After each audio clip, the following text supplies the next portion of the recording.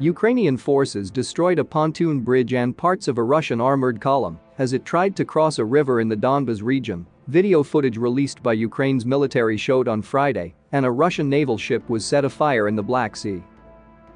Russia has suffered setbacks on the battlefield as Ukraine drives its troops out of the region around the second-largest city of Kharkiv, the fastest advance since forcing the Kremlin's forces from Kiev and the northeast more than a month ago.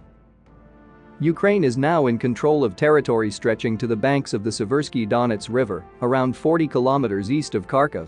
Oil is over $100 a barrel, which means gas is reaching $4 a gallon or higher.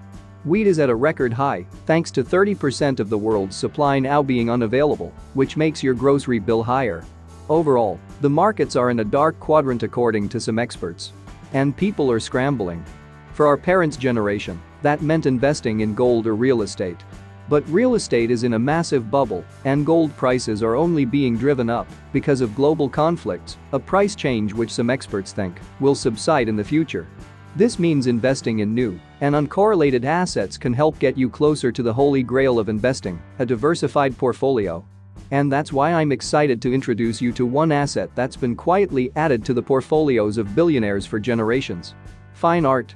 And for the first time in history, investors like you and I can get access to this asset class thanks to our sponsor Masterworks. Masterworks is the premier platform for art investing.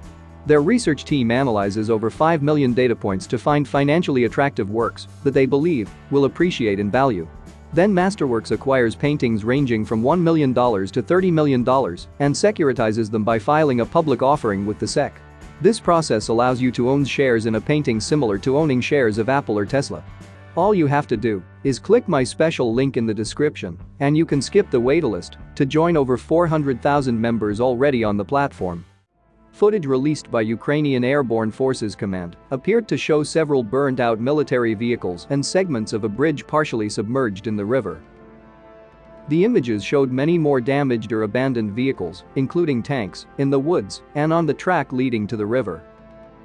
Delivering a daily intelligence update on Friday, Britain's defense ministry said the images suggested that Russia had lost armored maneuver elements of at least one battalion tactical group and the pontoon bridging equipment deployed while crossing the Seversky Donets River west of Severodonetsk. The British Defense Ministry said Russia was investing significant military effort further south from Kharkiv, near Izium and Severodonetsk, and was attempting a breakthrough towards Sloviansk and Kramatorsk. The Kremlin calls its February 24 invasion of Ukraine a special military operation to demilitarize a neighbor threatening its security. It denies targeting civilians.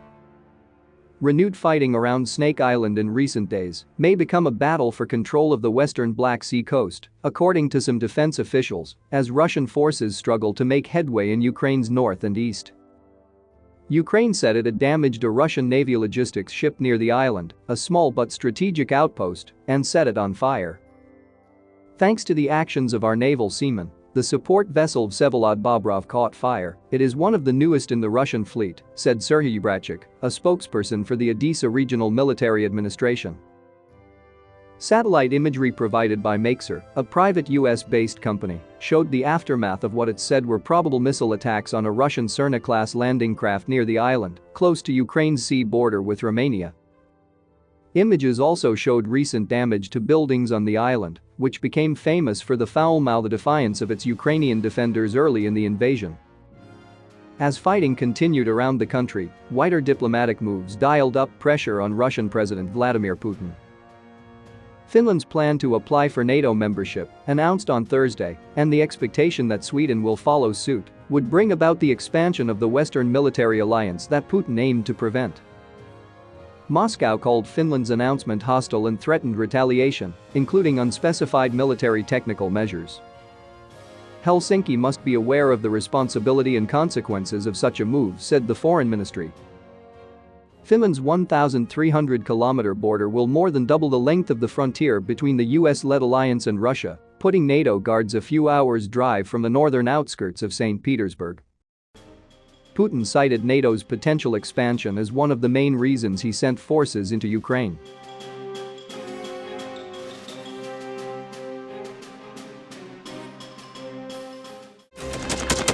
Thanks for watching, and don't forget to subscribe. Also, if you want to support Warthog Defense, please become our member and get early access to new videos, exclusive members-only videos, and become administrator in comment section. The membership link is in the description. Rescues every day. We had a guy last week at 6 rescues in 6 days. You know, he's doing the job every day.